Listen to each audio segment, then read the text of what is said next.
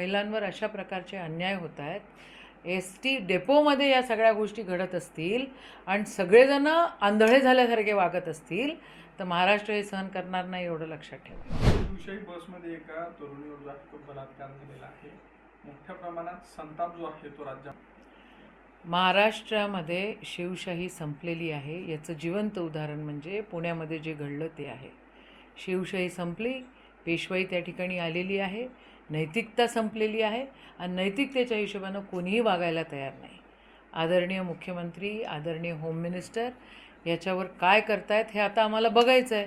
आणि त्यांचे जे कार्यकर्ते खूप जरा ओरडणारे ते आता काय शांत झाले, पदं मिळाले, कोणी आमदार झाले, आता त्यांना बोलायची काही गरज नाही आहे.